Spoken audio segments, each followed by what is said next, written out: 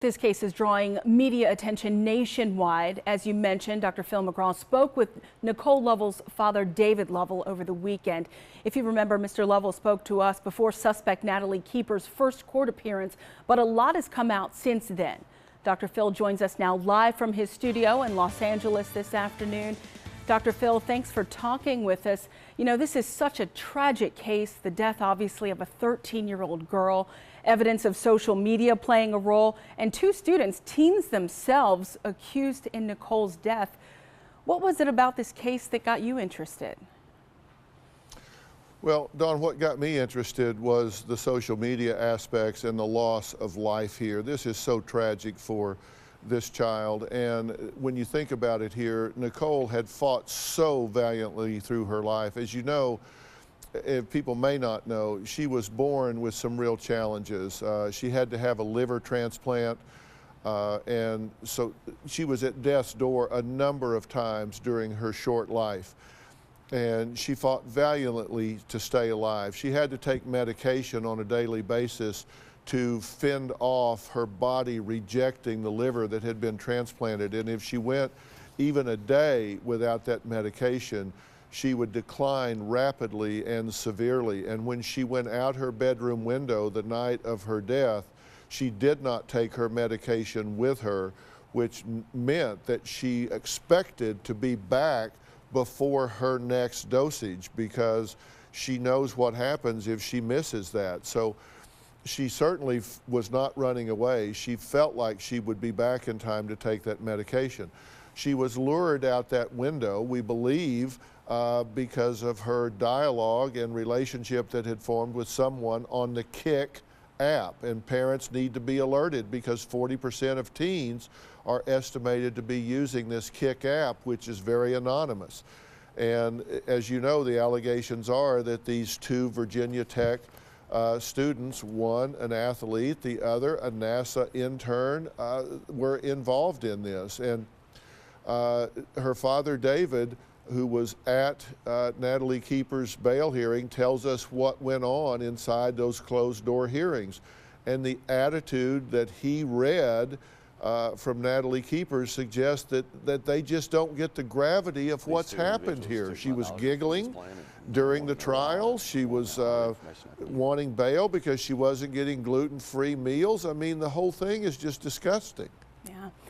Dr. Phil, what stood out to you most from talking with her father and the other family members that you interviewed? Well, certainly how heartbroken they are, and they talk about the fact that they were aware that she was on this social media in advance. And in November, December, they had become aware that she was having inappropriate exchanges on this Kick app, perhaps with the man that has been arrested.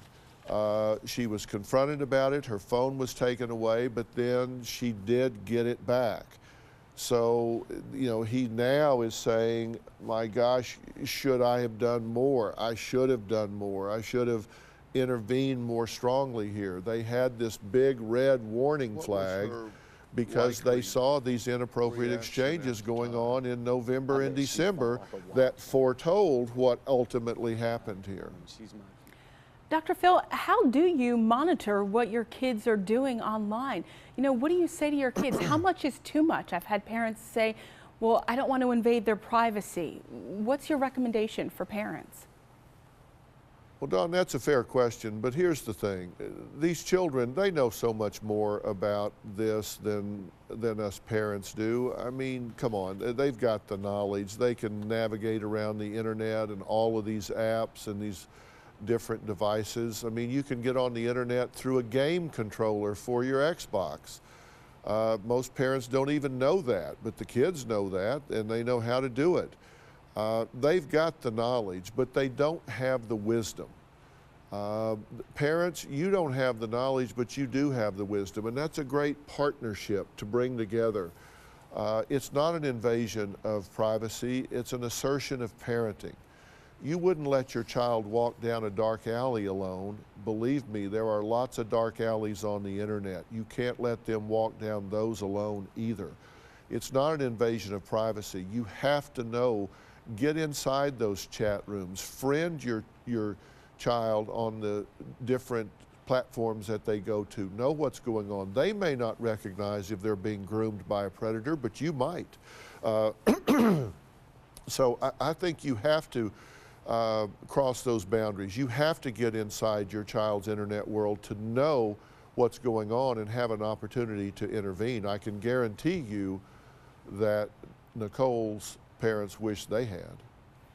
Dr. Phil, what would you say to your kids? What do we tell our kids as we talk to them about being online? You know, I think this is a cautionary tale, and I think you have to tell them, look, you don't know what you think you know. People can put up false pictures. They can tell you things you want to hear. These predators, they pay attention and find out what music the target population likes, what movies. They learn their lingo, and they take on these false fronts so they seem to fit in. They listen very closely for those children that are disenfranchised with their home and their parents. They give them a seeming soft place to fall. They tell them what they want to hear. And if you can tell your children the tools that a predator uses to groom them and make them aware of that, then perhaps you inoculate them to it some. So I think you have to teach them the tools of the predator, and to do that you have to know what they are. But then I think you have to shadow your child on the internet to know where they're going and who they're talking to. You mentioned red flags a little bit earlier, but not specifically to the Nicole Lovell case, but generally speaking, what should parents look for? If they are being involved, they are looking at what their kids are doing, what else could they look for? What they should look for is whether or not the people they're talking to are starting to progressively ask for more real-world identifying information. If somebody in the virtual world is trying to cross that boundary and barrier, and the way they'll do that is they'll give their information because they're dealing on the principle of reciprocity. It's like, I'll give you my full name, you give me yours. I'll give you my cell number, you give me yours. I'll tell you where I live, you tell me where you live. Let's meet here, let's meet there. If they're progressively trying to tease that information out of that person, that should look like a Navy flagman out there waving flags. That person is trying to lure your child off of the computer and into the street, and that's where the crime happens. All right, Dr. Phil, thank you for taking the time to talk with us about your interview and about some recommendations for parents and for kids this afternoon. We appreciate it. Dawn, thank you.